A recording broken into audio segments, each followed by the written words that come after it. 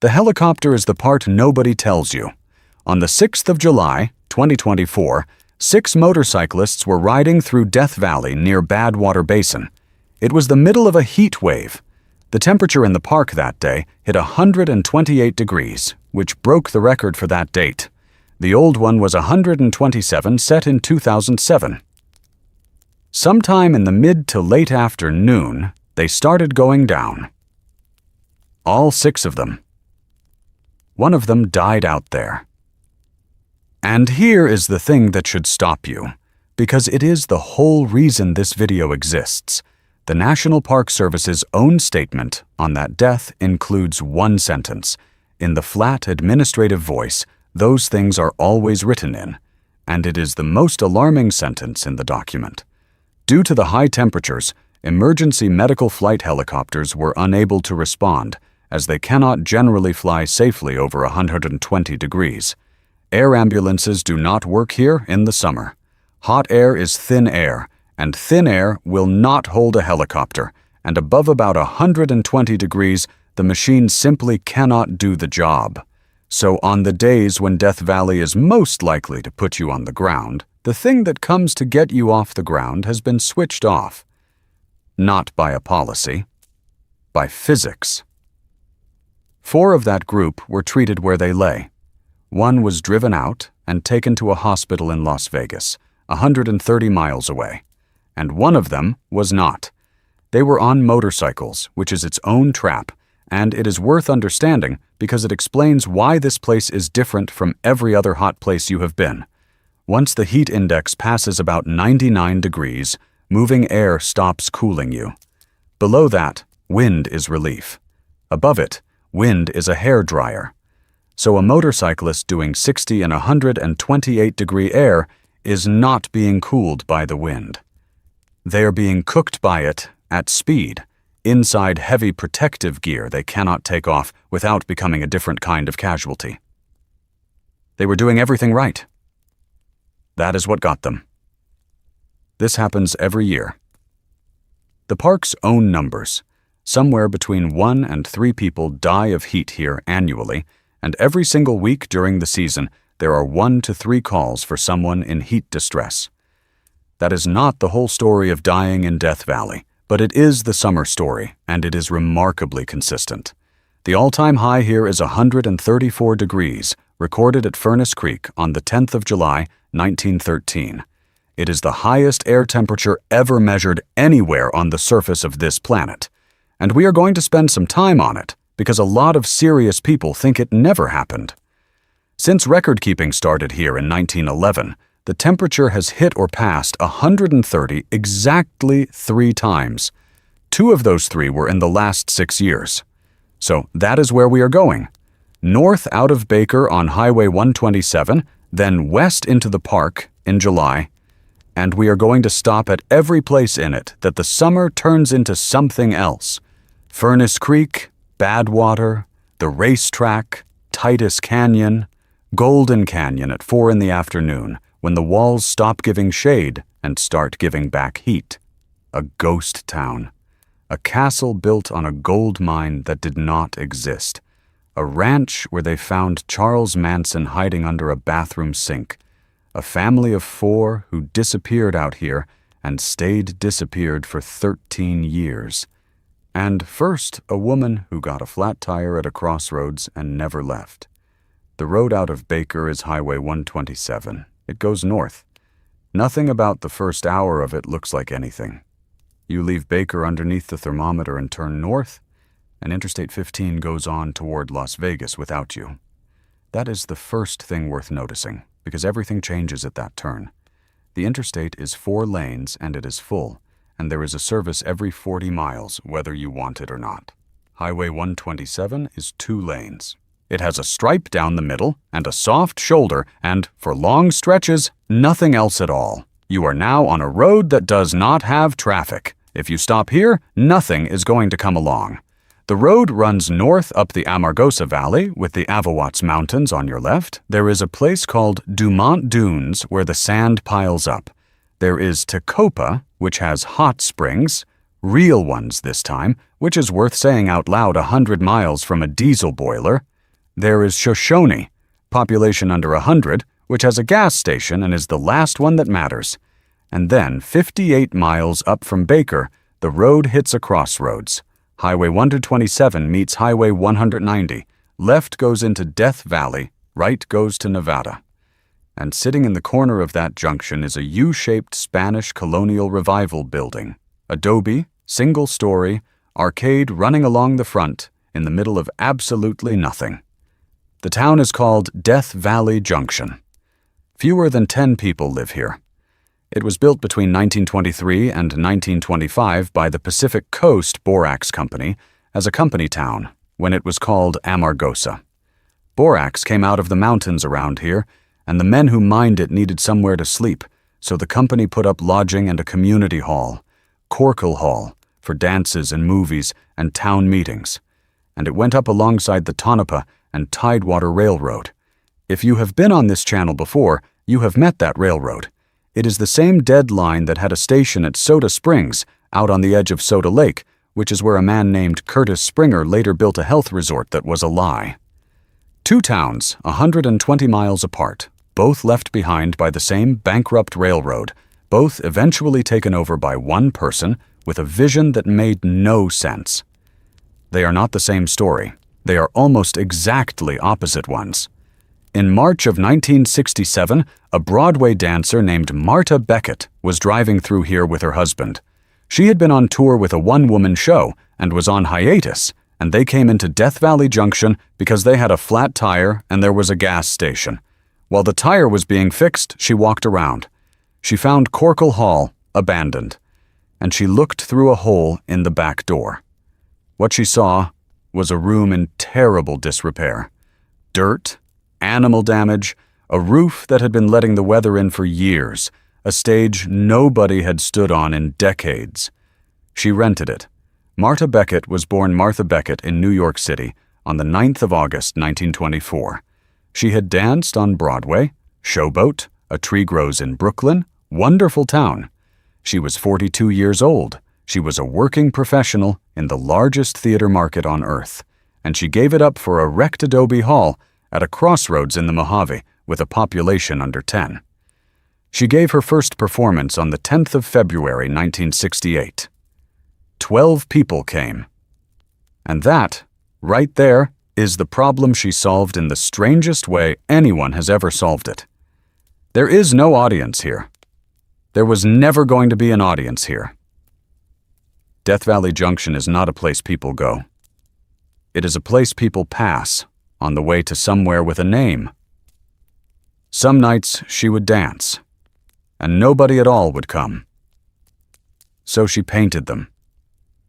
Starting in 1968, on scaffolding they hauled out from Las Vegas, Marta Beckett began painting an audience onto the walls of her theater.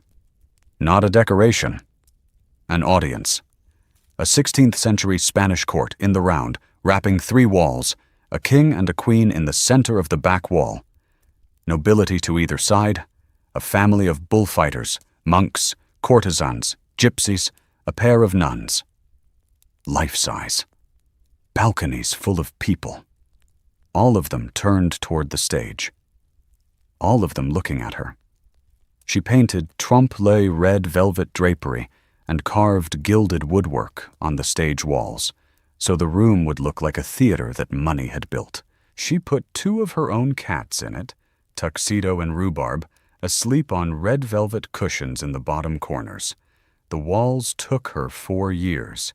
Then she started on the ceiling, and that took 2 more. A blue sky with white clouds across it, a ring of cherubs, and in the center a medallion of 16 seated women, each one playing a different antique instrument. 6 years of painting, alone, on scaffolding, in a building with no air conditioning, at a junction in the desert, so that when she walked out on that stage, there would be someone there. And then she danced for them. For 4 decades. She wrote her own material. Ballet, pantomime, vaudeville, whole one-woman programs, and performed them on a schedule in a town of under 10 people, whether anyone bought a ticket or not. Life magazine sent a photographer. National Geographic ran her story in January of 1970. A documentary about her won an Emmy in 2000. People flew in from other countries and drove 2 hours from Las Vegas to sit in a 100-seat room in the desert and watch a woman dance in front of a wall she had painted so she would never have to dance to nothing. She told Desert Magazine in 1972 that she had longed to find a place where she could dance and make a new repertoire of beauty. She stopped at the end of the 2008 season. Then she started again in 2010. Her last performance was on the 12th of February 2012, and instead of doing one of her operas, she sang her favorite songs from the ones she had written out here. She died at Death Valley Junction on the 30th of January 2017. She was 92. She had been there 50 years. Now hold this next to the other one. 120 miles south, at the other dead station on the same dead railroad, Curtis Springer painted a picture too. He painted himself as a doctor, and a boiler as a hot spring, and stolen federal land as a paradise. And he sold it to sick people for 30 years and had to be removed by federal marshals at 77. Marta Beckett painted an audience and gave the performance away. They are the same act.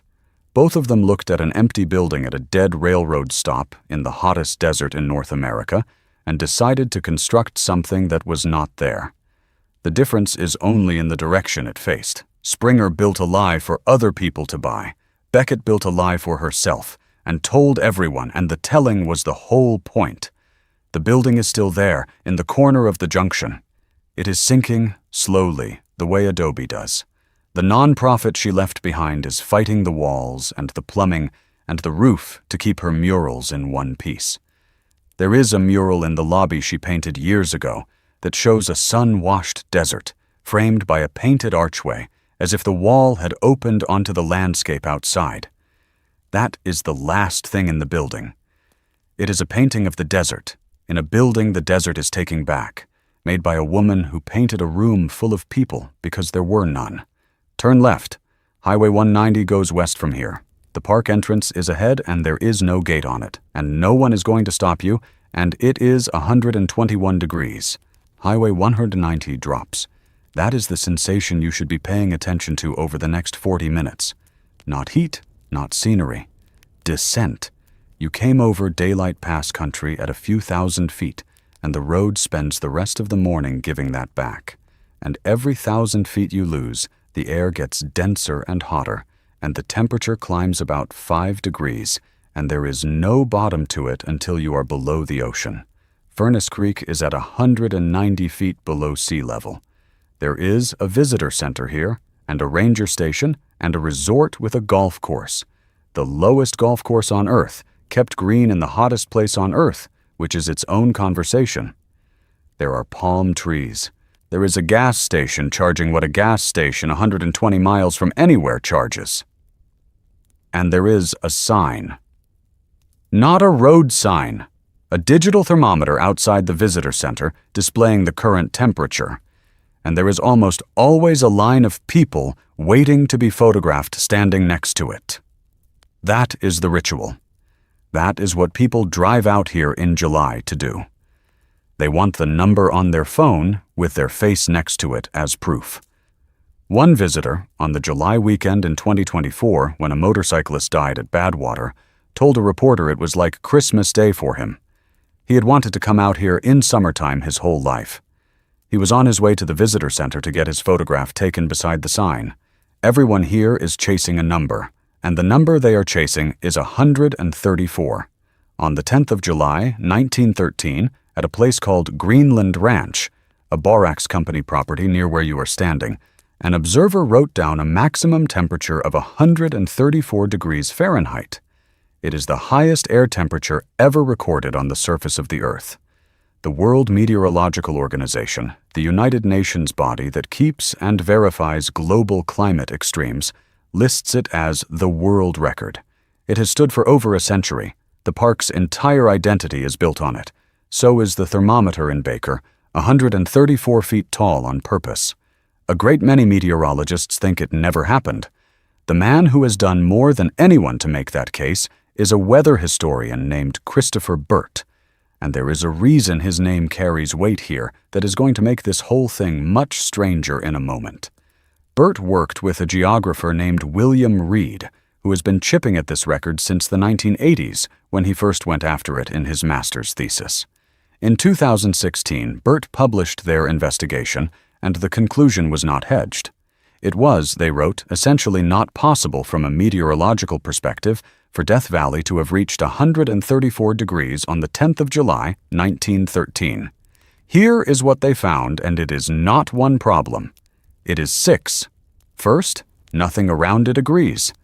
The observer at Greenland Ranch logged a run of enormous maximums that week, 127 up to 134, across roughly the 7th to the 15th of July. Not one single day in that stretch is supported by the closest surrounding weather stations. If it had genuinely been 129 to 134 at Greenland Ranch, then Las Vegas and Blythe and everywhere else nearby would have had to be substantially hotter than what they actually recorded. They were hot. They were not that hot. The day of the record, no other station in California reported anything abnormal at all. Second, the atmosphere would not support it. The wind conditions observed in Death Valley that day imply it should have been much cooler than what got written down. Third, it is not one number, it is 5. Denton logged 5 consecutive days at 129 or above, 134 on the 10th, 130 on the 12th, 131 on the 13th. That is not a freak afternoon. That is a week. Fourth, leave out 1913, and in the roughly 50 years from 1911 to 1960, the hottest reading ever taken at that station was 127. Reed also found that in the warm months leading up to July of 1913, Greenland Ranch was already running 5 to 10 degrees hot against its neighbors. The anomaly did not start that week. It had been building. Fifth, the station sat in a part of Death Valley that is relatively cool, and the weather box was next to green alfalfa fields, which is very nearly the last place on Earth you would put a thermometer if you wanted the true air temperature of a desert. Sixth, and this is the one that is hard to look away from, Denton's numbers have a tell. They keep ending in 0 or 5. The observer's name was Oscar Denton, and he was not a meteorologist. He was the caretaker of Greenland Ranch, and he was an employee of the Pacific Coast Borax Company. Stop on that for a second, because you drove past the rest of that sentence 50 miles ago. The Pacific Coast Borax Company built Death Valley Junction. They put up the lodging and the community hall for their workers, and that hall is the one Marta Beckett looked into through a hole in the back door in 1967, and painted a 16th century Spanish court onto the walls of, because there was no audience and she wanted one. Both of them worked for the Borax Company. Both of them, in a company building in this desert, may have produced something that was not there. The difference is she told everybody. Reed's assessment of Denton is blunt, a relatively inexperienced observer who may have been more interested in bragging rights than scientific rigor. In one interview, he put it as plainly as it can be put. It looks like this observer just made it up. Burt is more careful. He says there is no way to establish whether Denton altered his observations intentionally or inadvertently, and that the best available explanation is simply observer error. He has also suggested there may have been something wrong with the thermometer itself, and his summary of where the profession sits is quietly devastating. He assumes most people who are meteorologically oriented would not believe this record. Now here is the part that turns it into something else. Death Valley has only held the world record since 2012. Before that, the hottest temperature ever recorded on Earth was 136 degrees at El Azizia in Libya in 1922. It stood for 90 years, and in 2012, a WMO panel threw it out. Instrumentation problems, sighting problems, observer problems, after a year-long investigation that had to be paused for months because of the Libyan revolution. The man who played a leading role in that disqualification was Christopher Burt. Burt killed the Libyan record. Killing the Libyan record is what handed the title to Death Valley. Christopher Burt is the reason this park is the hottest place on Earth, and then he spent the next several years trying to prove that it is not. In 2013, the National Park Service threw an event at Furnace Creek to mark the 100th anniversary of Denton's reading. Meteorologists came out to the desert to celebrate the record. Burt was there, the man who made the party possible, standing in Furnace Creek at a party for a number he does not believe. So why is it still on the books? Because the WMO said no. Their rapporteur of weather and climate extremes is Randy Cerveny, who teaches at Arizona State, and who worked with Burt to demolish the Libya record. He reviewed the Death Valley case and called it conjectural, not new evidence. His position: they do not dismiss records without substantial evidence proving them inaccurate, which means the same man who helped throw out one record refused to throw out the next one, on the grounds that suspicion is not proof. And there is a small, perfect irony sitting on top of it. The WMO's own page defending the 134 sites, a theory that a sandstorm blew superheated sand across the thermometer that day. That is also conjecture. Conjecture is good enough to keep the record and not good enough to kill it, and even if it fell, nothing would improve. The next number in line is 131 degrees, recorded at Kabylie in Tunisia on the 7th of July, 1931. Burt's opinion of it, even more bogus than Death Valley or El Azizia. Tunisia has not been above 118 in the 85 years since. So all three claimants to the hottest temperature ever measured on Earth are, in the view of the man who has studied them hardest, junk. His own answer, the hottest air temperature he believes was ever reliably recorded on this planet, is 130 degrees.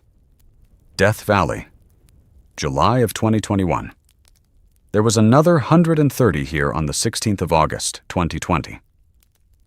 Both were still working through verification years later. NOAA's people said they had found no problems but had not finished looking. Which is the resolution? And it is a strange one. Death Valley probably is the hottest place on Earth. It just is not 134 degrees hot, and has not been in the 113 years since a borax caretaker wrote that number in a logbook, and the record stands anyway. Not because anyone believes it, but because nobody can prove it false. The line at the thermometer outside the visitor center is still there. 17 miles south of here is the lowest place in North America.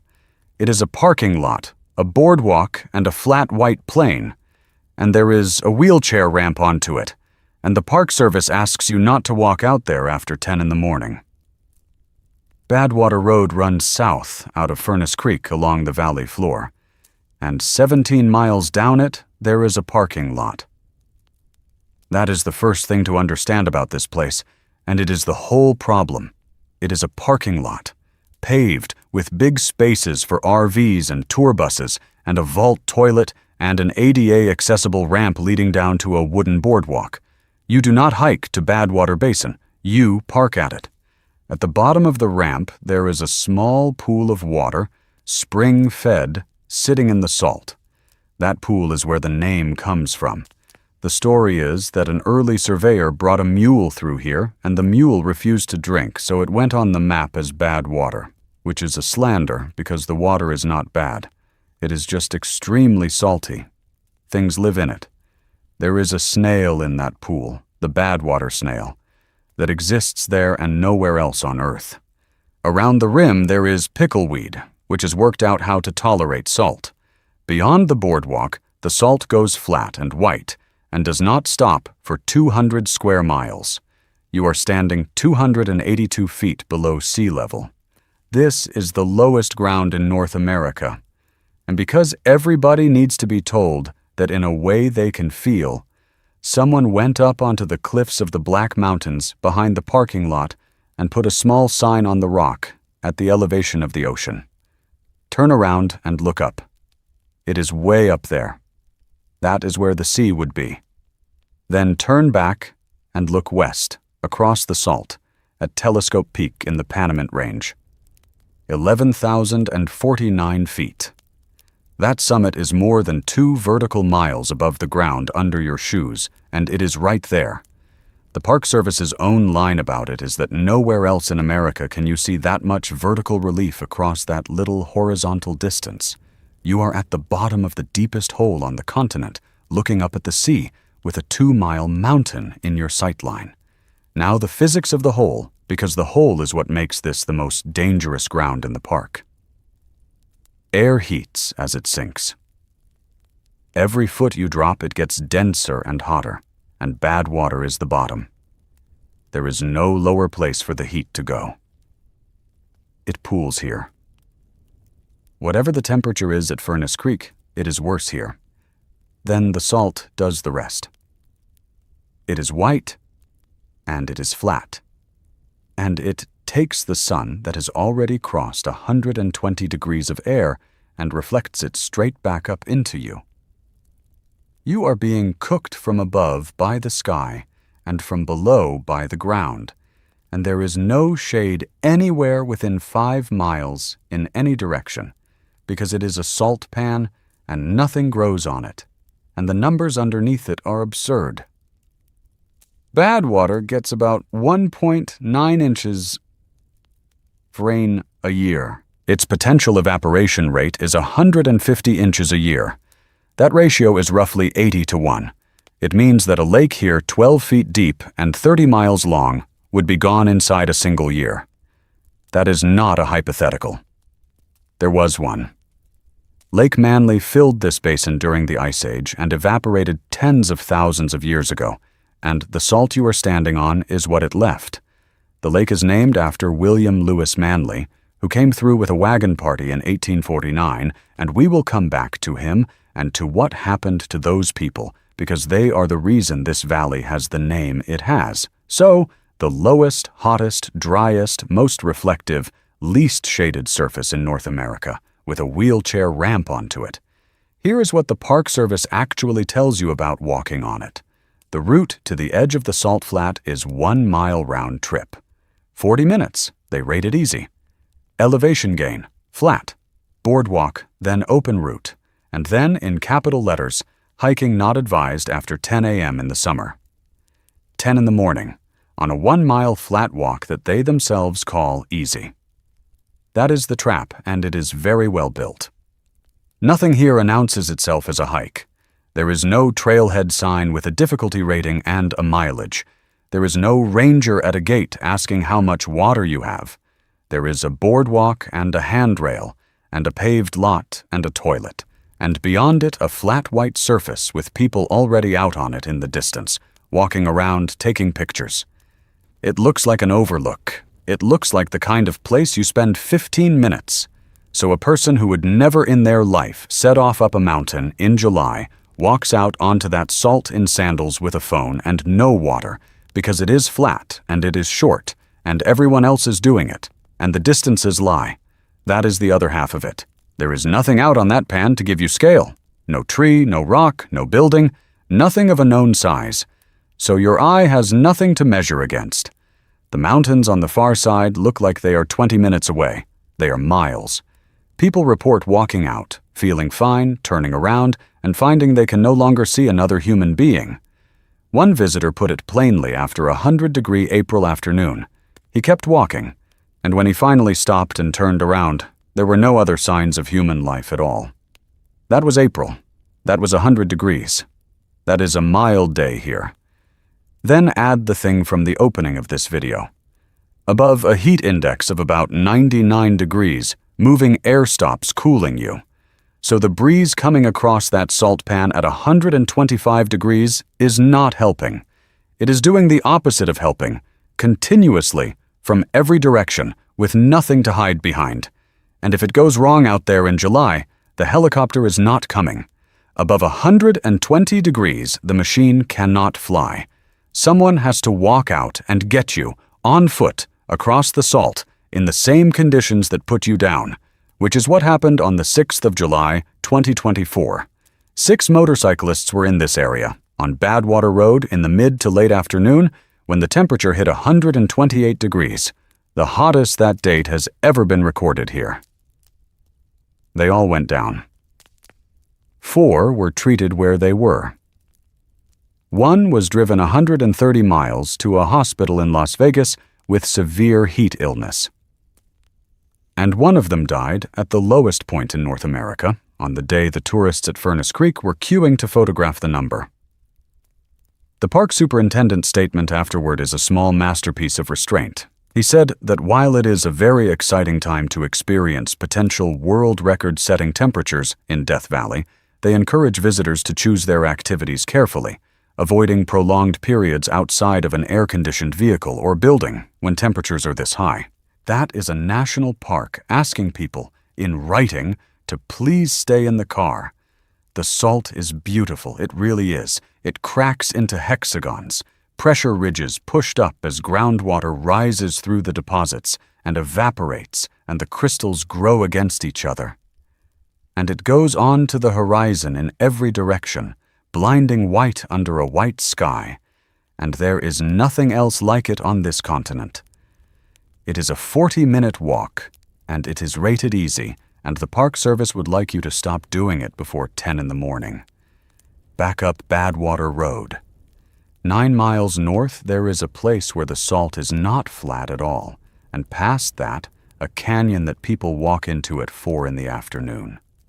9 miles back up Badwater Road, there is a gravel turnoff, and most people drive straight past it. You cannot blame them. From the pavement at 50 miles an hour, what is out there looks like lumpy dirt. There is no formation on the skyline, no color, nothing that photographs from a moving car. It looks like a field that somebody plowed badly and then abandoned.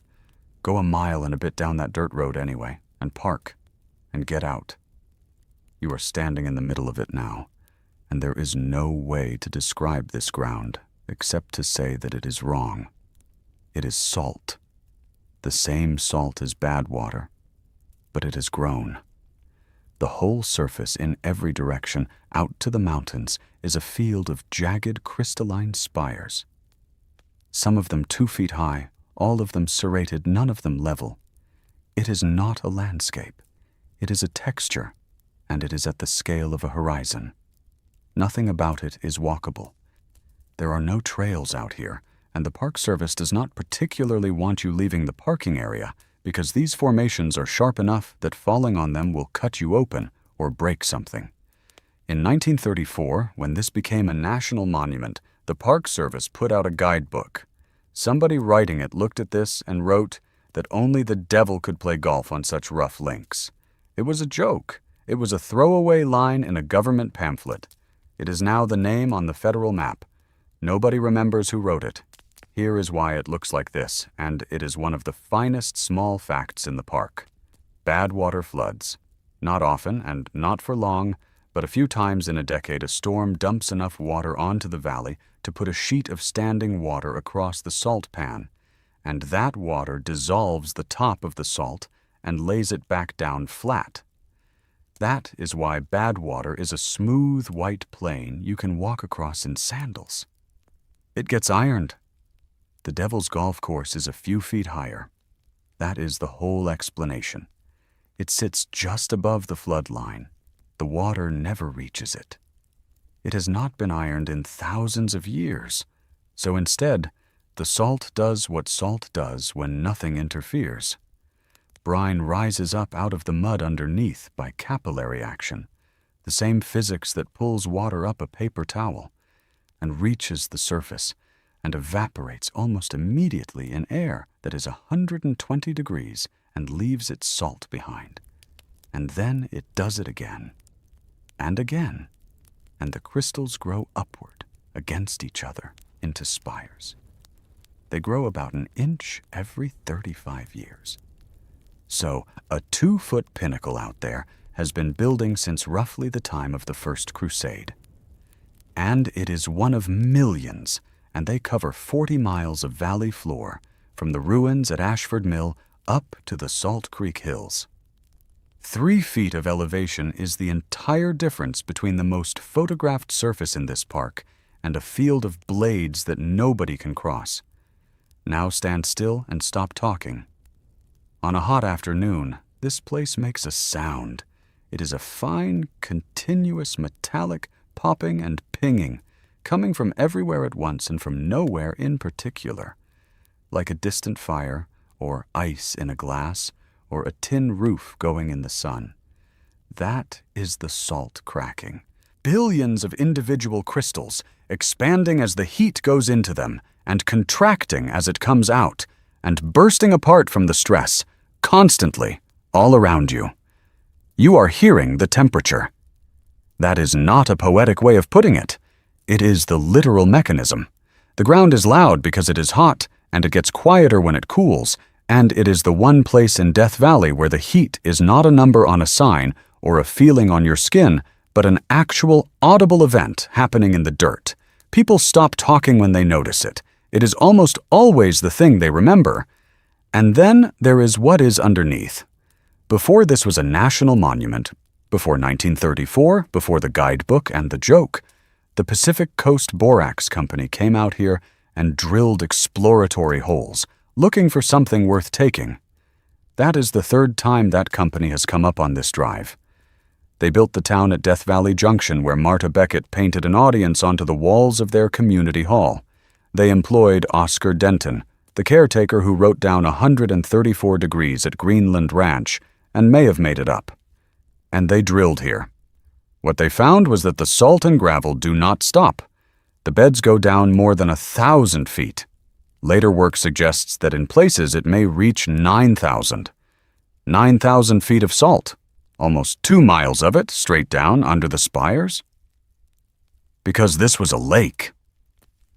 About 150,000 years ago, when glaciers were melting off the Sierra Nevada, the water came down here and filled the whole valley. Lake Manly. 600 feet deep. Sitting where you are standing. It came and went and came again over the ice ages, and the last shallow version of it, perhaps 30 feet deep, dried out somewhere between 2,000 and 4,000 years ago. Every lake left its salt. None of it ever left, because there is no outlet. The water can only evaporate, and evaporating water leaves everything it was carrying behind. Do that for 150,000 years, and you get 2 miles of mineral in the floor of a valley, with the last few inches of it standing up in spikes and quietly exploding in the heat. The Panamints are behind you, 11,000 feet of them. The Black Mountains are in front. And between them, all the way to both, is a plain of broken salt that has been growing an inch every 35 years since nobody was here. Back on Badwater Road, north. In 15 miles there is a canyon that people walk into in the afternoon because it is the most popular hike in the park, and the afternoon is the problem. 2 miles down Badwater Road from the junction there is a marked turnoff and a medium-sized parking lot, and it is usually full. This is the most popular hike in Death Valley. The trail goes east into the Black Mountains, up a wide wash between walls of golden rock, red mudstone and conglomerate, folded and tilted into layers you can read like a diagram. About 5 million years of alluvial fans piled on top of alluvial fans, compressed into something like cement, shoved upward by the uplift, and then cut open again by erosion. It is a geology lecture you can walk through, which is why there are 10 numbered markers along the first mile, and a pamphlet at the trailhead that used to cost 50 cents. A mile in, the loop turns and climbs beneath a promontory of banded rock shaped like a shark fin. That is Manly Beacon. It is only 810 feet above sea level, which is nothing, but it is the most photographed rock in this park because it is what you are looking at from Zabriskie Point. A quarter mile further up the main canyon is the Red Cathedral, a wall of rust-colored rock closing off the head of the wash. If you have seen Star Wars, you have seen this canyon. This is where the Jawas were hiding when they took R2-D2. And there is one more thing in here, and you will see it before you have gone half a mile. Asphalt. There are pieces of broken pavement in the wash. Not many. Enough. There used to be a paved road up Golden Canyon. You drove into it. Tourists came off the highway, drove up the canyon in an air-conditioned car, got out, took a photograph, said the thing people say, got back in, and went to the next stop. No effort at all. In 1976, a storm sat on this country for 4 days, and a flash flood came down this canyon and took the road with it. Not damaged it. Took it. Left mud and boulders where the pavement had been, and the pieces you are stepping over are what is left. That is the driest place in North America, and what destroyed the road was water. And here is the part that matters, because it is not an irony, it is a mechanism. The flood is why this is a hike. Ever since 1976, the only way into Golden Canyon has been on foot. The Park Service never rebuilt it. The wash became the trail. Wide, flat, easy to follow. No scrambling, no exposure. Gently uphill. So a place that used to be a 15-minute stop with the engine running became a walk. In a canyon with rock walls on both sides and no trees anywhere in Death Valley. In August of 2021, 3 hikers died in this park in under 4 weeks. 2 of them were on this trail, 4 days apart. On the 18th of August, at 20 minutes to 2 in the afternoon, calls came in from Golden Canyon. Suspected heat stroke, CPR in progress near the Red Cathedral. An interagency search and rescue started. Rangers went in on foot. The man was Lawrence Stanback. He was 60 years old and he was from San Francisco. He was already dead when they reached him. A California Highway Patrol helicopter, Inland Division Air Operations, Ship H-80, flew out to help with the recovery. The winds were too strong to land, so they waited. National Park staff brought him out in the cooler hours of the evening, on foot the way they had gone in. 4 days later, on the 22nd, an early morning hiker on the same trail found a man lying next to it, near Manly Beacon. His name was Blake Chaplin. He was 52, and he was from Leawood, Kansas. Rangers came out and confirmed it. The Inyo County Sheriff's Office and the county coroner investigated. No foul play. And the park's own account of the recovery contains this sentence. No helicopters were available to assist, so National Park search and rescue team members hiked in to recover the body. Twice, on the same trail, in the same week, a man died, and no aircraft could get him. Once because the wind would not allow it. Once because there was simply nothing to send. Both times, people walked in and carried him out. Now here is the number that should stay with you, and it is the reason this segment exists. On the 21st and 22nd of August 2021, the temperature in Death Valley reached 109 degrees. The normal high for that date is 115. It was 6 degrees cooler than an average day. Blake Chaplin did not die on a record-breaking afternoon.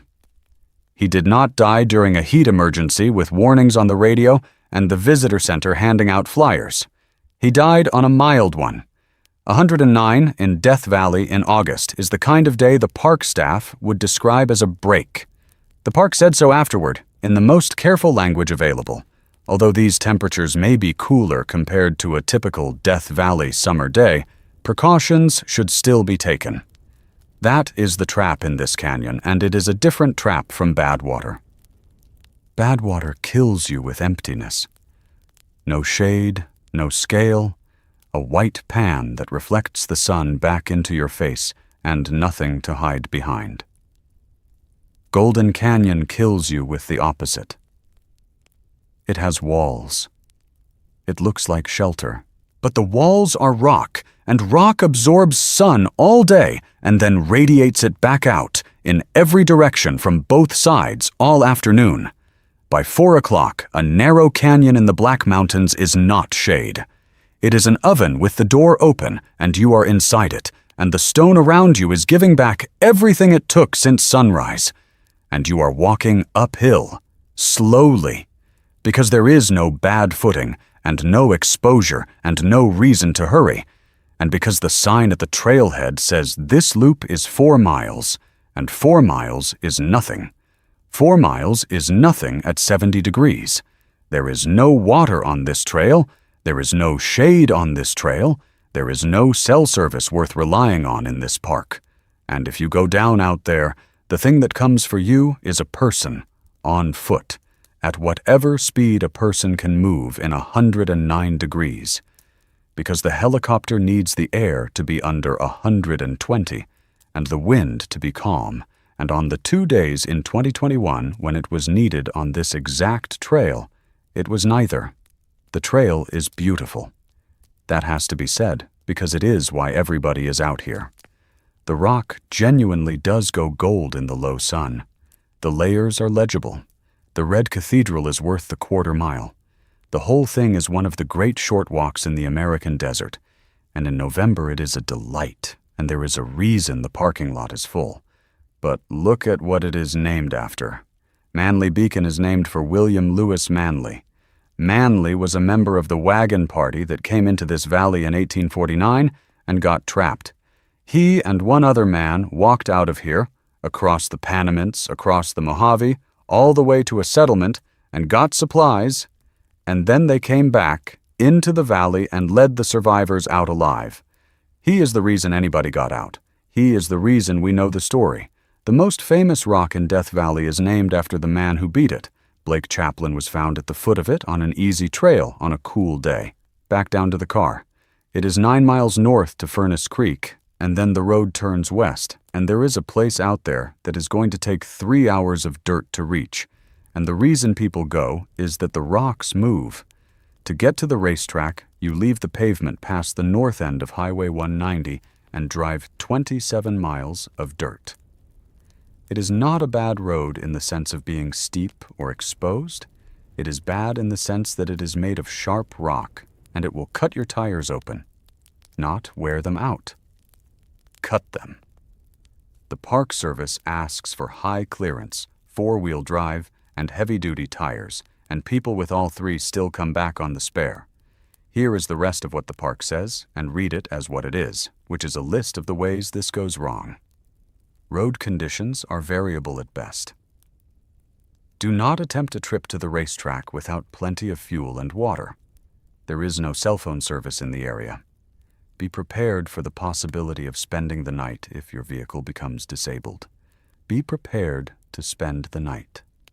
That is the Park Service telling you, in writing, that if your tire goes at mile 19, nobody is coming today. And you already know about the helicopter. Above 120 degrees it does not fly, and this is July, and you are 27 miles from pavement on a road that eats tires. 3 hours of that, and you come out onto a flat. The racetrack playa is a dry lake bed, about 3 miles long, cracked into pale polygons, ringed by mountains, with a dark rock island sticking out of the middle of it. And scattered across it are hundreds of stones, black dolomite mostly, fallen off the hills at the southern end. Some of them are pebbles. Some of them weigh 700 pounds. And behind each one, there is a track, a long, shallow furrow scored into the mud, running back across the playa, sometimes for hundreds of meters. Straight ones, curved ones, ones that turn 90 degrees for no reason. And the tracks are synchronized, rocks yards apart with matching bends in matching places, as if they had all turned at once, together, on cue. The rocks moved. That is not in question. The furrows are physical, and they are behind the rocks, and the rocks are at the ends of them. Nobody had ever seen it happen. People have been trying since the 1940s. 70 years of experiments, hypotheses, papers, obsessives. The explanations offered included the Earth's magnetic field, gale force winds, and slippery algae. Every one of them was a guess, because the evidence was always the same evidence: a rock and a line behind it, and no witnesses. Then 2 cousins from California decided to catch it. Richard Norris is a paleobiologist at Scripps Institution of Oceanography. Jim Norris is an engineer. They grew up loving the desert, and they worked this out sitting on the deck of a cabin in the Granite Mountains. Their plan was simple, and it was patient. Put a weather station on the playa recording wind speed every single second, along with temperature and sunlight and rainfall. then put GPS units on the rocks, motion activated so they would start recording the instant anything moved. Jim built the units himself with his engineering partner, a man named Jib Ray. But the Park Service did not want the natural rocks disturbed, so they brought their own. 15 imported rocks, hauled 27 miles down that road in the winter of 2011, and set out on the playa, wired with GPS, to stand in for the ones nobody was allowed to touch. They called themselves the Slithering Stones Research Initiative. They had t-shirts made. Then they waited 2 years, and nothing happened because there was never any water. Meanwhile, a planetary scientist named Ralph Lorenz had been circling the same problem since 2006. He had come to Death Valley to study dust devils, as an analog for Mars, because Mars has them too, and got caught by the playa instead. In 2013, he noticed a weather station out there that he had not put up and went looking for whoever owned it. He found them at a research meeting in Death Valley in November of 2013. They were, by his account, easy to spot. They were the ones in the matching t-shirts. They talked it over and joined forces over beers. 6 weeks later it happened. In late November 2013, the playa took 5.5 centimeters of rain and snow. In December, the Norrises drove out and found the lake bed under a pond of water 3 inches deep. And then the rocks began to move. Here is what actually does it, and after 70 years of magnetic fields and hurricane winds and algae, it turns out to be so gentle that it is almost funny. The playa floods, but only barely. The water has to be deep enough that ice can float on it and shallow enough that the tops of the rocks stick out. A few inches. That is the window. Then, on a cold desert night, the pond freezes. Not solid. It forms a skin. Sheets of what they call window pane ice. 3 to 6 millimeters thick. Thin enough to move freely, thick enough to hold together. In the morning, the sun comes up, and the ice starts to break.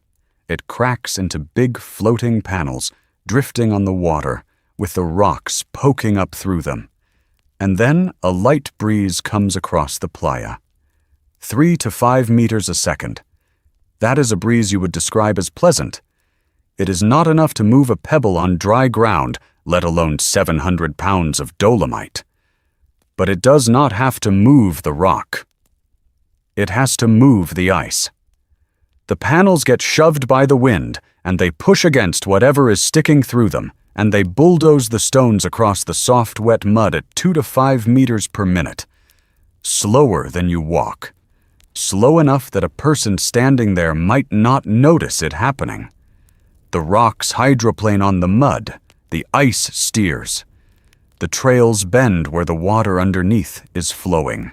And every rock caught in the same sheet of ice moves at the same moment, in the same direction, by the same amount. That is why the tracks are synchronized. They were all pushed by the same pane of glass. Between December 2013 and February 2014, the pond sat on that playa for about 2.5 months, and the team documented 5 separate move events in 10 weeks. Some of them involved hundreds of rocks at once. They got the GPS data, the wind data, and video. They published it in PLOS 1 on the 27th of August, 2014. 70 years of nothing, and Richard Norris's own summary of it is disarming. Science, he said, sometimes has an element of luck. They had expected to wait 5 or 10 years for anything to move. They were 2 years in, and just happened to be standing there. Lorenz put the odds in a way that explains the whole 70 years. Basically, he said, the rocks move for about 1 minute in a million minutes. You have to be there at the right time. And the right time is generally one of the least hospitable times to be there. And Norris, in the paper's aftermath, said the thing that makes this segment belong in this video. Even in Death Valley, he said, famous for its heat, floating ice is a powerful force driving rock motion. That is the answer.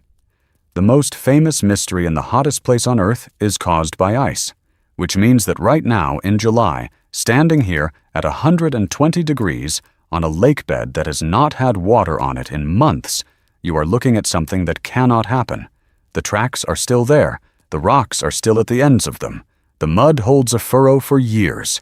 You drove 27 miles down a road that shreds tires in the hottest month to a place with no water and no cell service and no aircraft to look at the fossilized evidence of a cold night.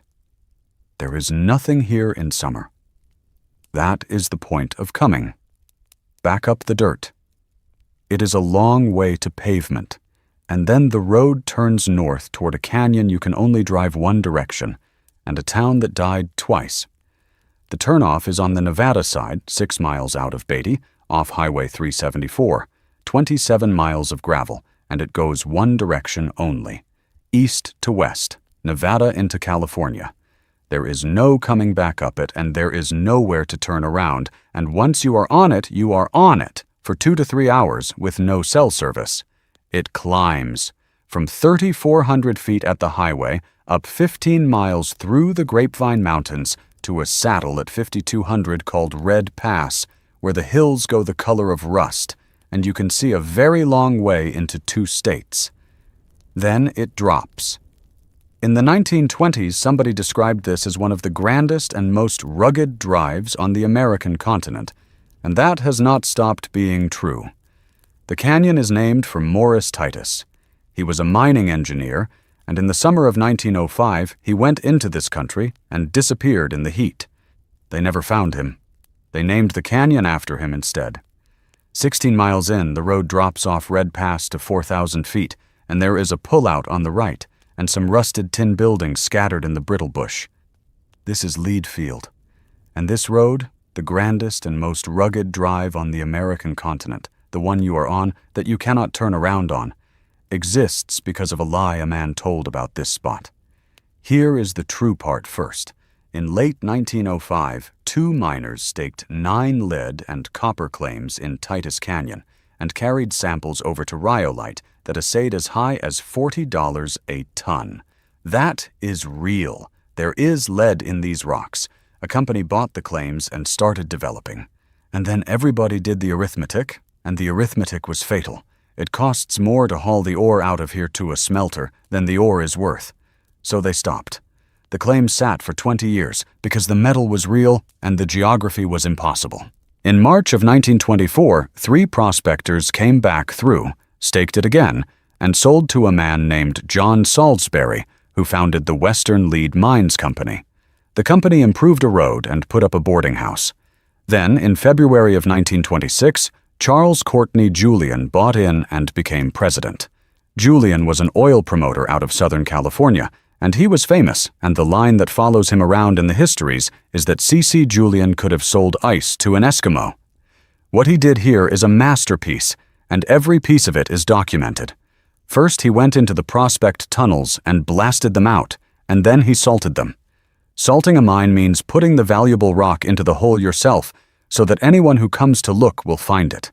Julian bought lead ore in Tonopah, Nevada, hauled it down here, and scattered it through his own tunnels. Then he sat down and drew maps, and on the maps he moved a river. The Amargosa River runs nowhere near Leadfield. It is also, at the relevant places, almost always bone dry and has never been deep. None of that mattered, because on Julian's maps, the Amargosa ran where he needed it to run. And then he drew ships on it, steamships, loaded with lead ore, steaming up the Amargosa River out of his mines to market. He printed handbills with this on them and sent them east. And it worked. It worked enormously. Promoters in the east bought in. Miners smelled a strike and came in on their own and dug their own hopeful holes. Newspapers picked it up. Politicians picked it up. Western Lead Mine stock went from 10 cents a share to $3.30. Then he threw the party. Julian hired railroad cars and brought investors, buyers, politicians, and musicians from around the country to Beatty, Nevada. When they got there, he had 94 automobiles waiting, and he drove more than 1,000 people down this road. This one, the one-way one, the one you cannot turn around on, up over Red Pass and down into a canyon in the Grapevine Mountains for a private luncheon at a town that did not exist yet. That is why this road is here. That is the entire reason. He needed to get 1,000 people to a hole in the ground and back, so in 1925 he had a road cut across the grapevines at an estimated cost of $60,000, from 3,400 feet up to 5,200 and down again, which was genuinely an engineering achievement. He built one of the most beautiful roads in America as a prop. Leadfield was established in January of 1926. They laid out more than 1,700 lots. They planned a 400-ton concentration plant and a 40-room hotel. Around 300 people moved in and started digging. And in August of 1926, C.C. Julian talked the United States government into opening a post office here. That is the high water mark. A federal post office in a town invented to sell stock in a mine with imported ore in it, at the end of a road built to drive the Marks to lunch. The post office closed in February of 1927. 6 months. The lead ran out because there had never been much, and what there was still cost more to move than it was worth, which had been established in 1905, 21 years earlier, by people who did the sums instead of the drawings. The investors lost everything. Julian took in a little over $1 million for mines that never produced a cent. He went bankrupt with fraud claims closing in, and he ran. He got as far as China. He killed himself there. Now stand in it. There is a rusted barn. There are a few wood and tin shells with the roofs shot through, so the light comes into them in pinpoints. There is a mill foundation. There are 2 mine shafts with locks on them and a scatter of prospect holes and tailings on the slope. Down along the road, you can find where the cafe was, and the general store, and a place called the Pioneer Club, and the offices of Western Lead Mines. Behind it all, the Grapevine Mountains. The histories tend to end this segment the same way, and it is worth saying out loud. The only good thing that came out of Leadfield is the road, which you are on, which is beautiful, which is one way, so keep going. Past Leadfield, the canyon closes in. There is water at Clare Spring.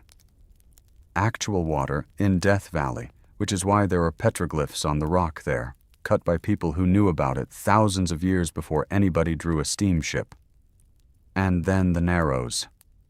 For the last 1.5 miles, the walls come in to about 20 feet apart and go up hundreds of feet, and the road is the wash floor, and there is sky in a strip overhead. That is why the road is one way. Nobody could pass anybody in here. There is no room to be wrong.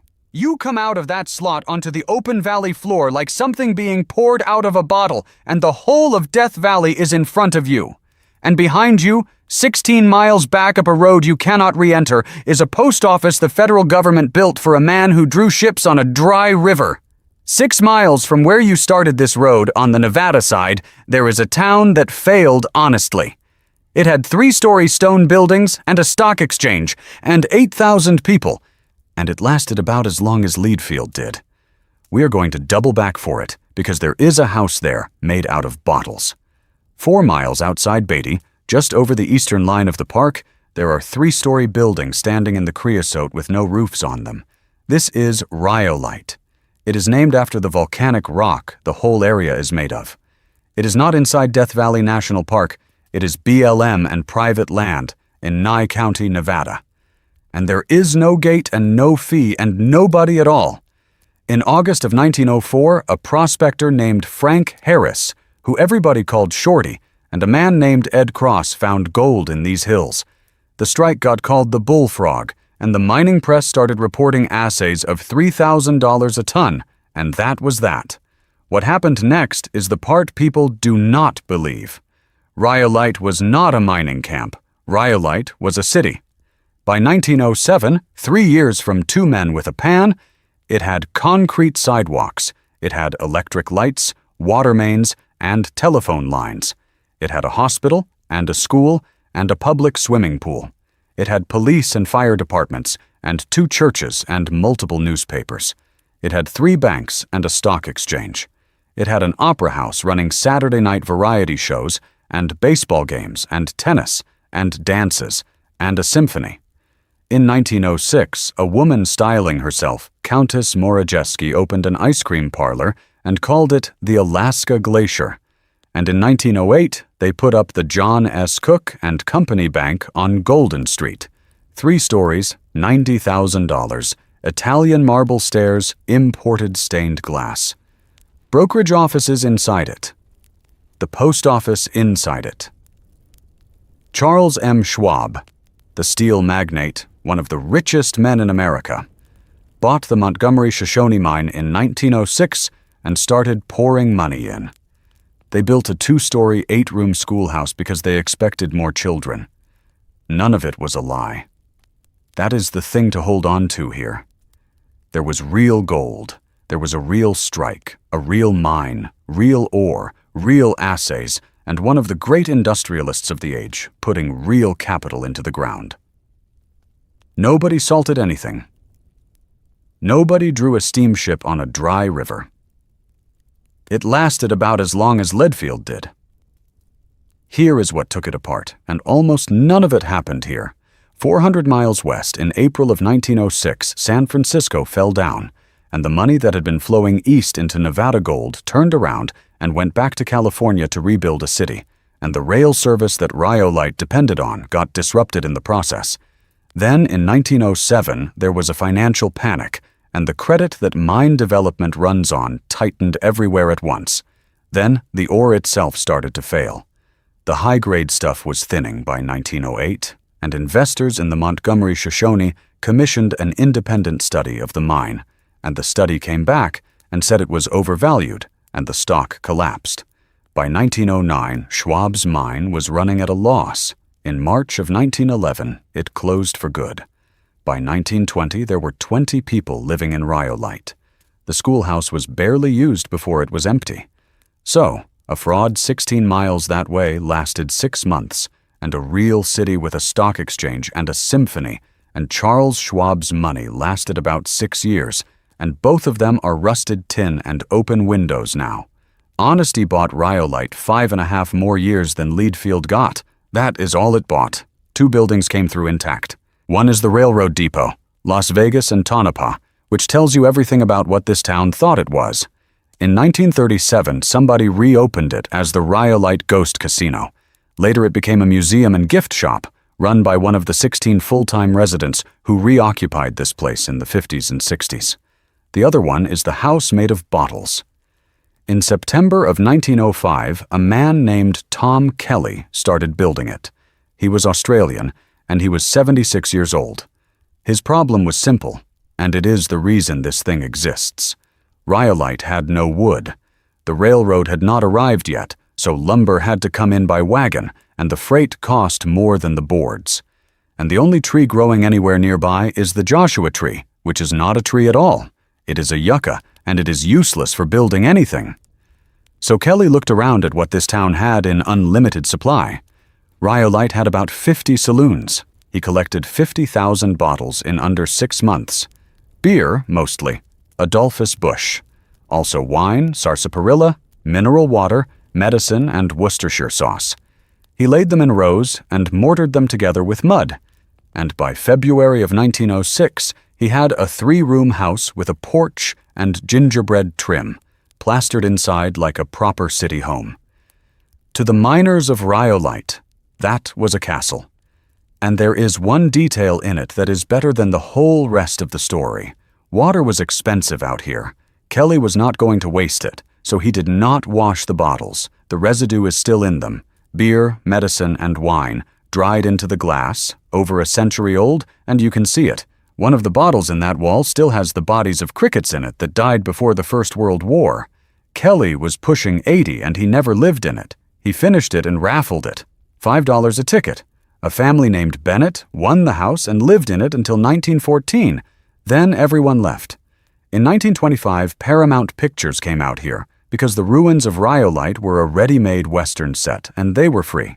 They put a new roof on the bottle house and shot a silent picture in it called The Airmail, and afterward it became a museum of sorts. A man named Lewis Murphy lived in it from 1936 to 1954, and gave tours to anybody who turned up. After him, a man named Tommy Thompson moved in with 8 children and stayed until 1969, and they built the little miniature houses that are still sitting on the lawn. It is the oldest and largest known bottle house in the United States. There are 3 of them in Rhyolite. Kelly's is the one people come for. And now the part that closes a circle we opened 150 miles ago on a different road in a different video.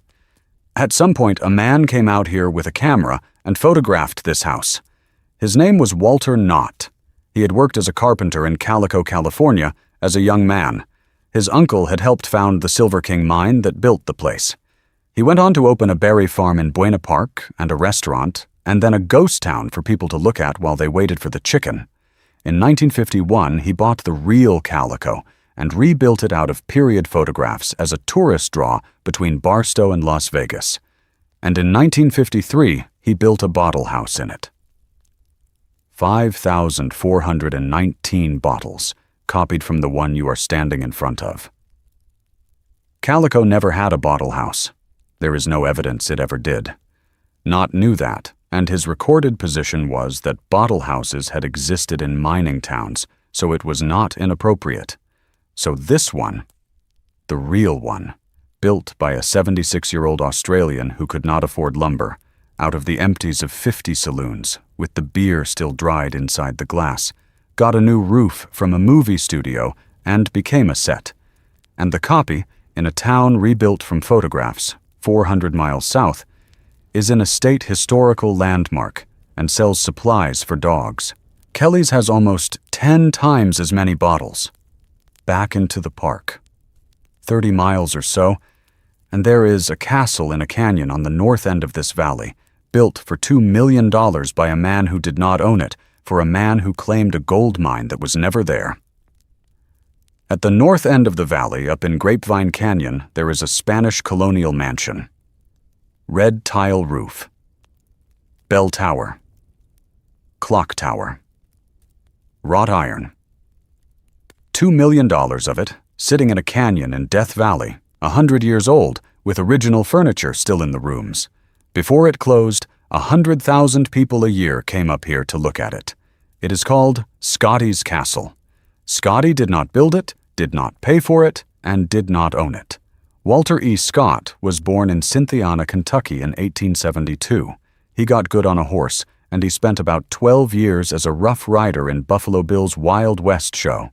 Seasonal work, out on the road, learning showmanship from the most successful showman in America. He came back to Death Valley between engagements.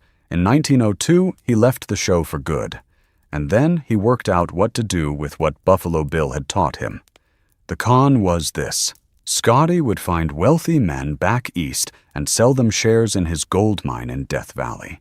He was a colorful character with a good story and a mysterious secret strike, out in the most forbidding country in America. He did not own a mine. He never intended to own a mine. There was no mine. The whole thing rested on one assumption, and it was a good one.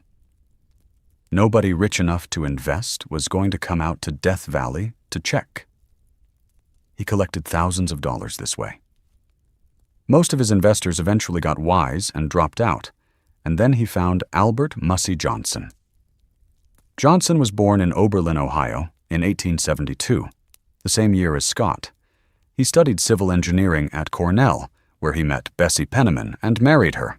He borrowed $40,000 from his father and put it into a zinc mine in Missouri, and it made him rich, and he went on to make a great deal more in insurance in Chicago. In 1899, he was on a train heading west to look at mining claims with his father. There was an accident. It took Albert Johnson 18 months to learn to walk again.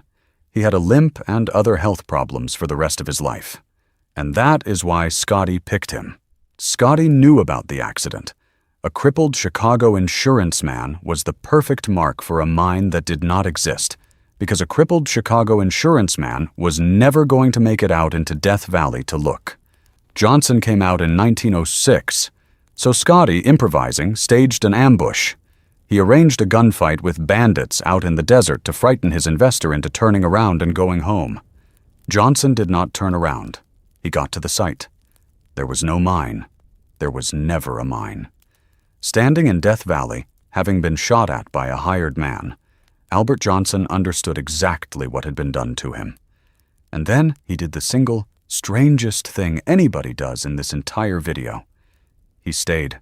The desert air was good for his lungs. His body felt better here than it had since 1899, and he was, by every account, having the time of his life. A man who had spent 18 months learning to walk, out in the open country with a fraudulent cowboy who staged gunfights. He did not sue. He did not withdraw. He kept sending money, and he started buying land in Grapevine Canyon, including a 640-acre spread called the Steininger Ranch. And he brought Bessie out, and the three of them became friends. For the rest of their lives. Bessie wrote it down later, and her sentence is better than anything I could put here. What had started as a business expedition to inspect some mining claims, she said, transformed into a regular seasonal vacation, and ultimately into a 10-year building campaign. The subtle allure of the desert, combined with the captivating companionship of the likable Walter Scott, persuaded Albert to forsake the luxuries of a marble mansion on the shores of Lake Michigan. Construction started in 1922. It ran somewhere between $1.5 million and $2.5 million. They put in their own power, their own water, their own everything, because there was nothing out here to connect to. The Johnsons called it Death Valley Ranch. Nobody else ever called it that. Because Scotty was living on the property, and Scotty was telling everyone who came up that canyon that he had built the place himself, with money from his secret gold mines. He kept running the con, inside the house, about the house. He told people the mines were hidden underneath it. Albert Johnson, who had paid for every board of it, who knew there was no mine, who had been shot at by a fake bandit on Scotty's payroll, let him. He let the man who swindled him take credit for his house, in his house, to his guests, for decades. And then the land. Significant work was already done when the Johnsons found out that the castle had been built in the wrong place, not the land Albert bought. Federal land, a surveying error, and a $2 million mansion sitting on ground that belonged to the United States government. Which puts it in company, because 120 miles south of here, at the other end of that dead railroad, Curtis Springer was doing the same thing on purpose and got federal marshals for it. Then, the Depression came and took Albert Johnson's business apart, and there was no money left to fix it. The work stopped. It was never finished. The castle you are looking at is incomplete and has been for 90 years because of a survey and a stock market crash. The Johnsons died in the 1940s and left it to the Gospel Foundation. Scotty lived there until he died in 1954, and they buried him on the hill above it, and he is still there. In 1970, the National Park Service bought the property and started running tours, and 100,000 people a year came to a canyon in Death Valley to hear about a friendship that started as a crime. Now look at what happened to the three of them. Curtis Springer, 120 miles south, built a paradise on federal land he did not own, and ran it for 30 years, and was evicted at 77. They refused his money. He died in Las Vegas. C.C. Julian, 16 miles that way, salted his tunnels and drew steamships on a dry river and took $1 million and a federal post office out of it, and it lasted 6 months. He went bankrupt and fled to China and killed himself. Walter Scott sold a gold mine that did not exist to a crippled millionaire, got caught in person, and the millionaire built him a castle, let him live in it, let him tell everyone he had paid for it, and stayed his friend for 50 years. He is buried on the hill above the house. His name is on it. Albert Johnson's is not. On the 18th of October 2015, a year's worth of rain, 2 3/4 inches, fell on Grapevine Canyon in 5 hours. What came down the canyon was mud and rock moving at an estimated 3,200 cubic feet per second. It took out the access road. It took out the utilities. It went through the buildings. The castle closed. Then, in April of 2021, a fire destroyed the historic garage and workshop that had been serving as the visitor center. The restoration is a $66 million job, and it has been fighting funding and staffing and weather for a decade. Limited tours started again in March of 2026, and sold out immediately. There is still no clear date for the castle itself, so it sits up there in the canyon, unfinished because of a surveying error, half wrecked by a flood in the driest place in North America, named after a man who never owned it and closed.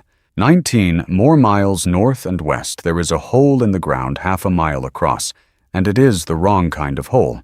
And after that, the road turns south toward a ranch where they found the most famous prisoner in California hiding under a bathroom sink.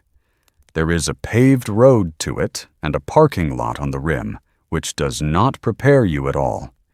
You walk about 10 steps from the car and the ground stops. Ubehebe crater is half a mile across and somewhere around 600 feet deep. The published figures run from 500 to 777, depending on where you measure. The walls are near vertical, layered in orange sediment and black ash, and they are unstable, and the bottom is flat and pale and a very long way down. You can walk around the rim. People do. There is a trail. There is nothing between you and it. It is pronounced Ubehebe. The etymology is not settled. It may come from an Owens Valley Paiute word, and it is often translated as big basket, which is probably wrong. To the Timbisha Shoshone, whose country this is, the crater is Wosa, Coyote's burden basket. It is the place where the people came out of the ground and spread in 4 directions across the land. Now, what made it? There is no lava here. This is not that kind of volcano. Nothing flowed. Nothing poured. If you go down into it, you will not find a lava tube or a cone or any of the things you are picturing.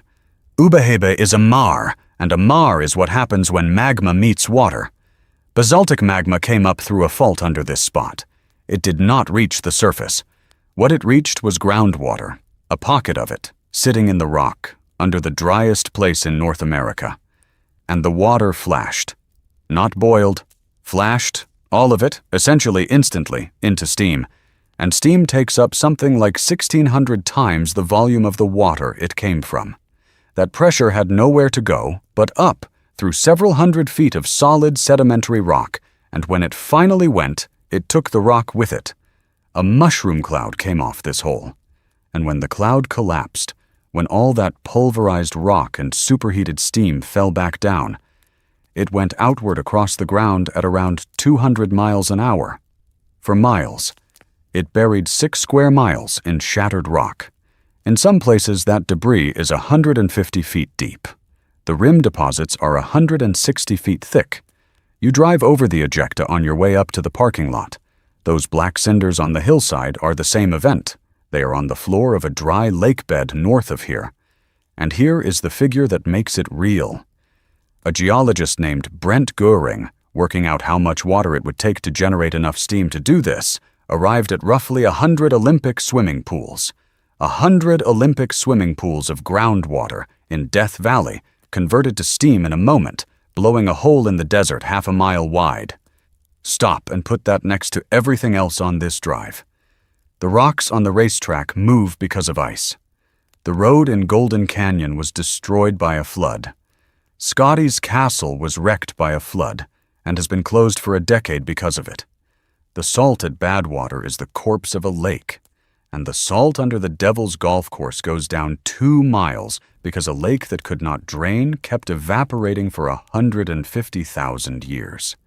Afton Canyon, in the last video, may have been carved in days by a lake that broke, and the largest hole in the hottest, driest place on this continent was punched out of the ground by water. Everything here is water. That is the actual argument of this entire drive. The dryness is not the absence of water. It is what water leaves behind when it goes. Now the age, because the age is a fight and the fight matters. For a long time, the estimate was around 6,000 years, based partly on Native American artifacts found underneath the debris. Then in 2012, a team out of Columbia's Lamont Doherty Earth Observatory took rocks that had been blown out of the crater and measured isotopes in them. The specific kind that accumulate only once a rock is sitting on the surface being hit by cosmic rays. That gives you a clock that starts the moment the rock lands. Their answer was 800 years. Around the year 1200, Columbia's own headline on it was, "Putting the Death Back into Death Valley." Since then, it has gone back and forth. Later fieldwork, paleomagnetic dating, and beryllium analysis have pushed most of the estimates out to around 2,100 years, call it 100 years before Christ. And there is reasonable agreement now that the whole cluster of 14 or so craters may have formed in one short-lived episode. Possibly weeks, possibly months. One pulse of magma, a dozen holes. But 800 years was in the literature, and 800 years means something specific. It means people watched it. At the year 1200, there were people living in this valley. The Timbisha were here. If that date is anywhere near right, then somebody stood out on this alluvial fan and saw the ground open and a column of steam and rock go up and the sky go dark, and ran and told people, and those people told people. And the Timbisha name for it is the place where the people emerged to spread in 4 directions across the land. The other thing the 2012 study said is the part nobody quotes. If the crater is that young, then the system that made it is probably not finished. There is still magma under this part of the valley. And there is still groundwater, the same groundwater, in the same rock, under the same desert. The conditions for a sequel exist. The risk is low, and any repeat would almost certainly announce itself first, with hydrothermal and seismic activity, well before anything happened. Nobody is telling you to leave. But in 2022, a team at the University at Buffalo went back over the pyroclastic surge deposits out here and found they had traveled farther from the vent than anyone expected a Mar to throw them. Far enough that hazard zones drawn around this type of volcano everywhere in the world were probably too small. A hole in Death Valley redrew the danger map for volcanoes on other continents. You are standing on the rim of it. There is a trail. There is no railing. South from here, down the west side of the valley, past the dunes, the road eventually gets to the Panamints. Up in those mountains, at the end of a road that barely counts as one, there is a ranch house with a bathroom in it. In October of 1969, a park ranger opened the cabinet under the sink. There are 2 ways in, and neither is a road in the sense you mean it.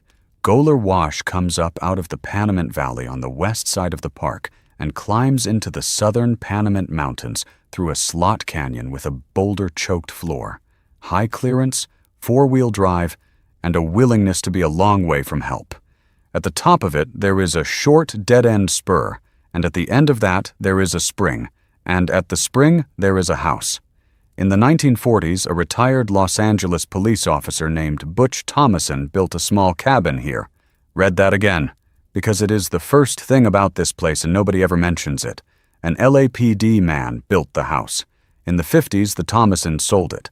Jim and Arlene Barker bought it in 1955 and made it a family retreat, added buildings, put in fences, and poured a concrete basin to catch water. Because at a spring in the Panamints, the water is the whole reason there is anything here at all. That basin is a cistern.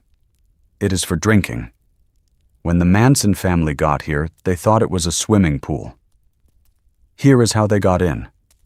A family member named Catherine Gillies, they called her Gypsy, was Arlene Barker's granddaughter. Her aunt owned the Myers Ranch next door. So in late 1968, they had an inn, and they used it and eventually got Arlene Barker's permission to stay on a temporary basis. Then, in the second week of August 1969, they killed Sharon Tate and 4 other people at a house on Cielo Drive. And the next night, they killed Leno and Rosemary LaBianca. And by the middle of September, about 25 of them, Manson included, had moved out here. Because of the geography. Only the geography. There is a line in Tom O'Neill's book about all of this that puts it exactly right. The seclusion of Barker Ranch surpassed even that of the Spahn Ranch. Spahn was a movie ranch on the edge of Los Angeles. This is a spring in the Panamint Mountains, up a boulder wash.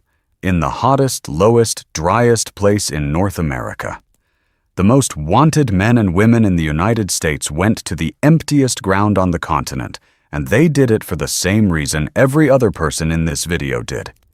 Curtis Springer built a resort on federal land he did not own because he bet nobody would come and check the title. C.C. Julian salted tunnels and drew steamships on a dry river because he bet no investor would come and look at the hole. Walter Scott sold a gold mine that did not exist because he bet a crippled millionaire in Chicago would never make it out here. And Charles Manson came to Death Valley because he bet nobody would come looking for him. The desert is where you go when you do not want to be checked on. That is what it is for. That is what all four of them understood about this place. And they were all correct about the distance, and all wrong about the outcome. They lasted about 7 weeks. They were not living quietly. They were stealing cars, parts, tools, anything. They were cutting up dune buggies. Investigators later cataloged over 24 vehicles, and parts traced to local thefts. The place filled up with junk, including fuel tanks jettisoned by Navy aircraft flying out of China Lake. And then somebody burned a loader, a piece of earth-moving equipment belonging to what was then Death Valley National Monument, parked out in the racetrack area. The racetrack, where the stones move, where you drove 27 miles of tire-shredding gravel to look at the tracks left behind by floating ice. They set fire to a piece of park machinery out there, and that is what did it, because the National Park Service does not shrug at somebody torching its equipment. A ranger named Powell and his colleagues started pulling on it, and it led up Goler Wash. On the 10th and the 12th of October, 1969, a small force of Inyo County Sheriff's deputies, California Highway Patrol officers, and National Park Service rangers raided Barker Ranch. Over those 2 days, they arrested 26 people. The charges were arson, vandalism, and grand theft auto. That is what they were there for. Somebody had burned a loader and stolen some cars in a national monument, and the law had come up a boulder wash to deal with it. On the 12th, after dark, a patrolman went through the house. There is a small bathroom. There is a cabinet under the sink. The kind of cabinet you would keep cleaning supplies in. And he noticed hair, hanging out from underneath. He opened it, and there was a small man folded into the space under the plumbing. He asked him his name. The man said, Charles Manson. And it meant nothing. Not to the patrolman, not to Powell, not to any of them. The name Charles Manson was, at that moment on the 12th of October, 1969, in that bathroom. Just a name. They had come for a burned loader. They wrote it down and moved on.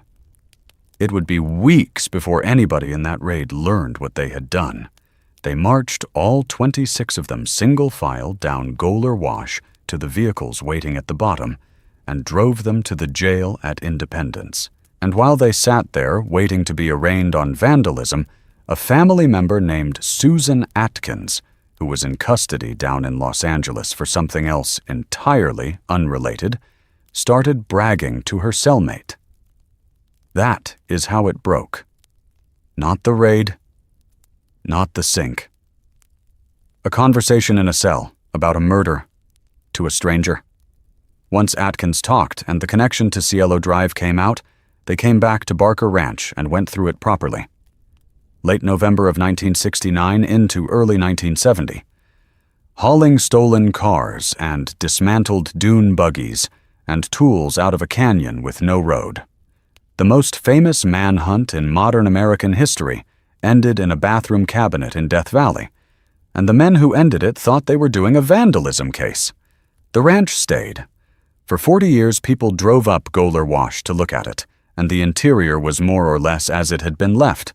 A refrigerator, a couch, bed frames, cabinets. The sink itself was gone. Manson admirers had taken it. But the room was there, and you could see the outline on the wall where the fixtures had been. There was a guest book. People signed it. In May of 2009, the building burned. The circumstances were never established. The park found out about it from a report someone posted in a chat room on a local web page and sent a ranger up the wash to see. What is up there now is the walls, an empty cistern that a group of murderers mistook for a swimming pool, and a small bunkhouse. The spring is still running.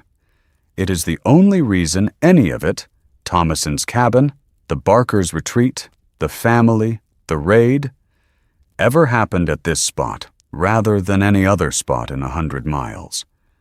Water again. Back down Goler Wash and north on the west side of the valley.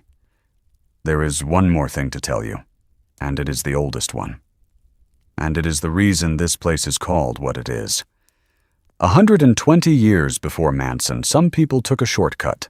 In 1848, they found gold at Sutter's Mill, and in 1849, the country emptied out toward California.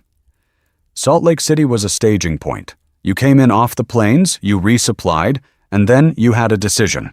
Go over the Sierra Nevada or go around. Going over meant snow. Everyone knew what snow in the Sierra meant because the Donner Party had happened 2 years earlier, and everybody had read about it. So a lot of them went around. In the fall of 1849, 7 groups with 107 wagons, something like 500 people, gathered near Salt Lake and hired a man named Captain Jefferson Hunt to take them south on the old Spanish Trail. $10 a wagon. Hunt had run that trail repeatedly. He knew it. That is the same old Spanish trail that Antonio Armijo opened in 1829, the one that comes down the Mojave River and through the Cajon Pass. If those wagons had stayed on it, they would have driven the route that Interstate 15 follows today, and none of this would have happened.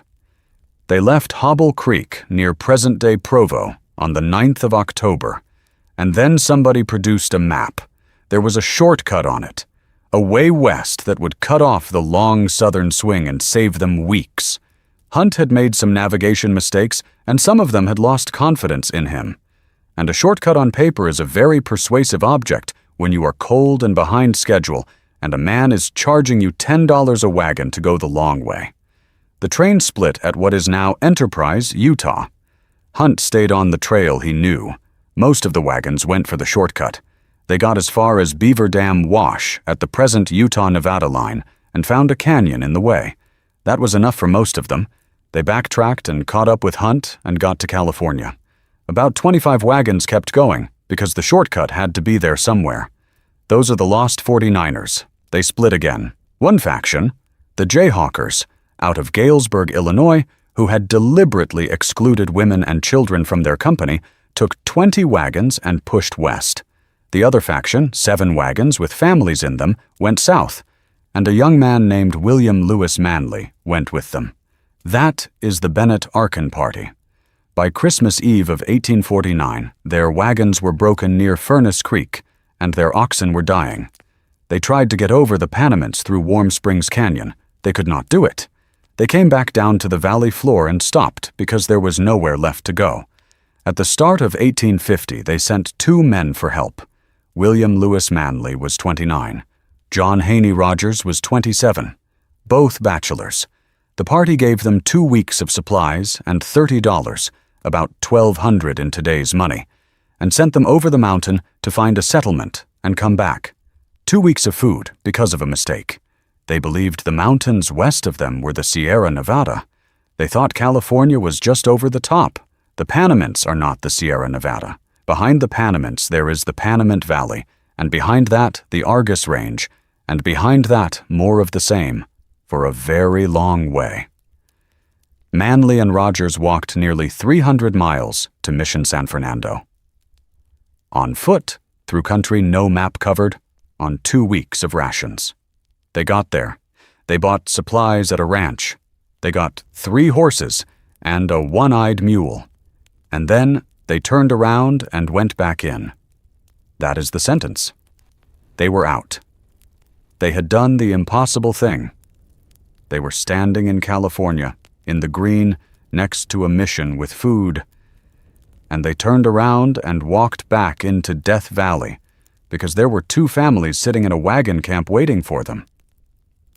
The return broke the animals. One horse was ridden to death. The other two had to be abandoned. Of everything they left San Fernando with, only the one-eyed mule made it. Round trip. It was close to 500 miles. They had been gone 26 days.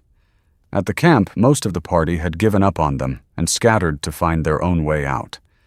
Two families with children had not moved. They had stayed where they were told to stay, for nearly a month, in Death Valley, on the word of two young men who had walked off into the mountains with 2 weeks of food. Manley came within sight of the wagons and fired his rifle into the air.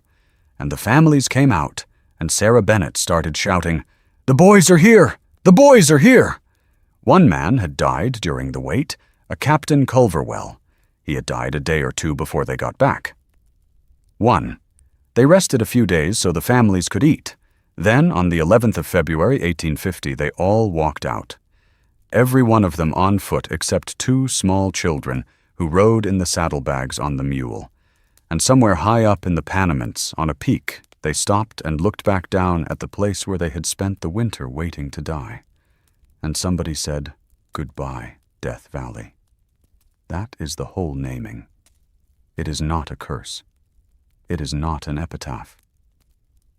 It is what a person says over their shoulder on the way out, alive. The flat, exhausted joke of somebody who has just survived and is leaving and never coming back. The Bennett Arkins reached Rancho San Francisco on the 7th of March, 1850. The 4-month shortcut had taken them a third of a year and nearly killed them, and the route they had left, Hunt's route, the boring one, the one that cost $10, got everybody who stayed on it to California without incident. The rescue is officially ranked the 5th most heroic deed in California history. Now the part that undoes everything. In the entire group of lost 49ers, exactly 1 man died inside Death Valley. 1. Captain Culverwell, in a camp on the valley floor, a day or two before help arrived. The most ominous place name in the United States. The name on this park. The name that pulls 1 million people a year out into this basin. The name that makes a 134-foot thermometer worth building and 138 minutes of video worth making was earned by a single death and a sarcastic goodbye. And then the reporters got hold of it. They wrote that beasts conjured up by Satan ruled the place. They wrote that a poison gas would kill anyone who went into the barren terrain. The name was so good that the stories wrote themselves, and the stories were printed, and the printed stories became the thing everyone in America knew about this valley. Then they found gold here, and silver, and borax. And the moment there was money in the ground, the horror stories stopped working.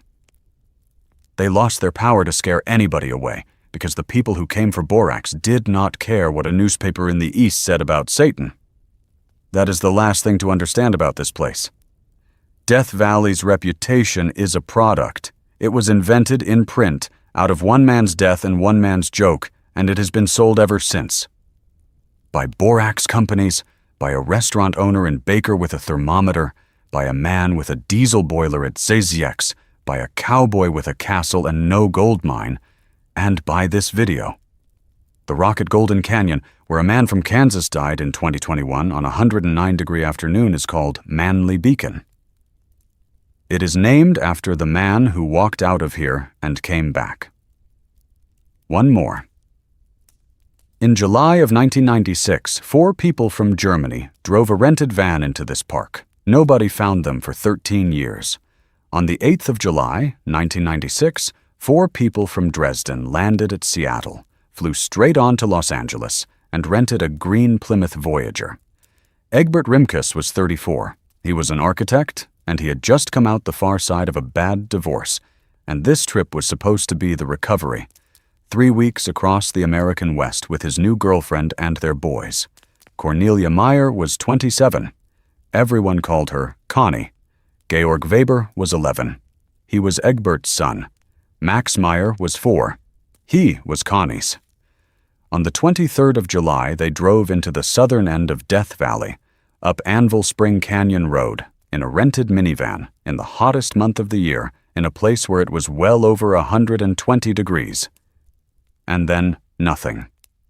The van was found 3 months later, on the 21st of October, sitting in the wash. Doors unlocked. Their belongings still inside it. The keys gone. In late October, the Inyo County Sheriff's Office ran a full search. Around 100 people on foot. 8 on horseback. 4 helicopter crews. They covered a wide area all around Anvil Spring Canyon. They found 1 beer bottle under a bush 1.5 miles from the van. That was it. That was everything, from 100 searchers and 4 helicopters. So the theory started, because they always do, that the family had staged the whole thing to disappear and start again somewhere, that somebody out in the desert had killed them. Connie Meyer's family went through the legal process of having her and Max declared dead, because there was nothing else to do. Egbert's mother would not. Ursula Rimkus, Egbert's mother, Georg's grandmother, did not declare anybody dead. She waited. 13 years. Now here is where it turns, and it turns on a man reading a newspaper. Tom Mahood read about this case in 1996 when it happened, and it stayed with him. It stayed with him for years, and it is one of the things, he has said this himself, that made him go and get trained and join a search and rescue team. The disappearance of the Germans is part of why Tom Mahood became a searcher. By 2009, he was working search and rescue for Los Angeles County, and he came back to it. He met with the family. He met with a professor named Dick Hasselman, who had run several amateur searches of his own. He got the Inyo County Sheriff's Office files and read them. He spent years on satellite imagery and maps, working out where 4 people on foot could physically have gone. And he arrived at one idea, and the whole thing rests on it. The official searches had ruled out south. The position in 1996 was that Rimkus and Meyer would not have gone south into Wingate Wash. It made no sense. It went away from everything. And so no official search was ever conducted down there, toward the boundary of the China Lake Naval Weapons Center. Mahood decided that is exactly what they did. His reconstruction is that on the morning of the 23rd of July, they came out of Hanaupa Canyon and turned south, toward Warm Spring. The van got stuck. And then they walked. And they walked toward the military base, because there is a naval weapons center down there, and it is on the map, and if you are a European tourist standing in the desert with 2 children and a broken van, and you can see a military facility marked on your map, you walk to it. There will be a fence and a gate and a guard, there will be soldiers, there will be a telephone. That section of China Lake is not occupied. There is nobody there. It is a boundary fence around empty ground. They walked in July in Death Valley, with a 4-year-old and an 11-year-old, toward a place they had every reason to believe had people in it, and it had nobody in it. Mahood and his search partner Les Walker went into the country the official searches had refused to enter. Rugged, broken ground southeast of Goler Wash. Goler Wash. The same wash. 27 years after a boulder-choked canyon in the Panamints hid the most wanted man in America, because nobody would come out there, 4 people from Dresden died in the same emptiness for the same reason. On the 12th of November 2009, they found a planner with German writing in it, then a wine bottle, then a wallet with an identification card in it that read Cornelia Meyer. And then the bones. Mahood wrote about the next hour on his own blog, and his language is the flat, careful language of a man doing a job. They spent the next hour carefully examining the site. The debris was scattered over perhaps 150 meters, but seemed to radiate out from the cliff face. The location was about 8 miles from the van and about 4 miles from the China Lake boundary fence. 4 miles? They got within 4 miles of the thing they were walking to, and the thing they were walking to was empty. Egbert's camera was there. 13 years in the sun had destroyed the film inside it. Whatever those 4 people photographed on the last days of their lives was gone. The one object that could have told the story had erased itself while everybody was looking in the wrong direction. Near the bones, there was a child's shoe. More remains came out on a multi-agency search on the 5th and 6th of December. Egbert Rimkus was confirmed. The other remains were consistent with the rest of the family, but the identifications were never all made definitive. They were 4 miles short. In July, with a 4-year-old. And that is the end of the drive, so let me put the whole thing where it belongs. Everything on this road is somebody betting that the desert is too far for anyone to come and look. Curtis Springer bet the government would not check a title on 12,000 acres of nothing, and ran a fake hospital for 30 years.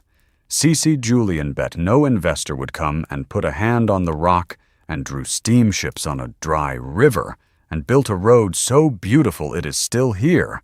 Walter Scott bet a crippled millionaire in Chicago would never make it out to a mine that did not exist and got a castle out of it, and his name is on the building. Charles Manson bet nobody would come up Goler Wash, and he was right for 7 weeks, until somebody burned a loader at the racetrack. Oscar Denton wrote 134 degrees in a logbook at a borax ranch, and Marta Beckett painted a Spanish court onto the walls of a borax company hall, and both of them were making something that was not there, in a place where nobody was watching. All of them wanted the emptiness. All of them chose it on purpose. It was the whole point.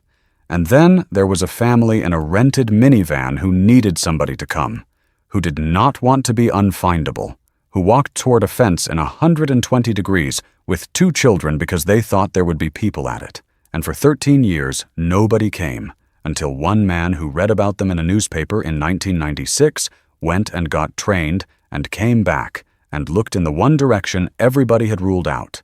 The 1849 party got out because 2 young men walked 300 miles and then turned around and walked back in.